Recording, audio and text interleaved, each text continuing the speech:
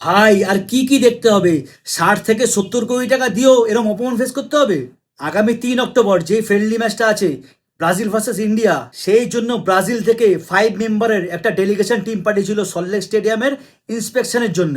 তারা ইন্সপেকশন করার পর মাঠ ভালো না বলেছে, মাঠের ঘাস ঠিক নেই, ট্রেনিং করার জায়গা ভালো না, তাই জন্য বলেছে ব্রাজিল প্লেয়ার্সের ইনজুরি হতে পারে, এমনকি ড্রেসিং রুমটাও ঠিকঠাক না সেটাও বলে গেছে।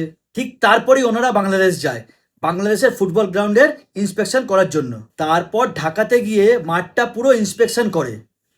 শুধু মাঠই না, সাথে ড্রেসিং রুম, প্রেস বক্স, আরও সব কিছু ঘুরে ঘুরে দেখে। দেখার পর ওনারা খুব স্যাটিসফাই হয় মাঠ নিয়ে, আর বলে গেছে যে ইন্ডিয়ার সাথে খেলার আগে ব্রাজিল টিম বাংলাদেশে প্র্যাকটিস করতে পারে। এটাও বলেছে ব্রাজিল বাংলাদেশের সাথে ম্যাচ খেলতে চায়, আর সেটা হয়তো 6 অক্টোবর হতে পারে। মানে ভাই ভাবো একবার, যে সল্টলেক স্টেডিয়ামকে ইন্ডিয়ার নাম্বার 1 স্টেডিয়াম বলা হতো, সেই স্টেডিয়ামও ফেল হয়ে যাচ্ছে।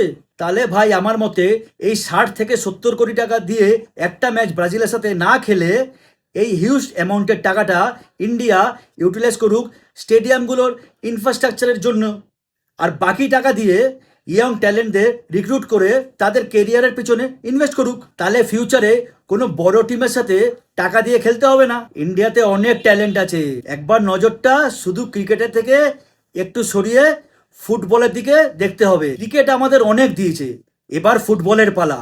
বাকি সবার আলাদা আলাদা মত থাকতেই পারে।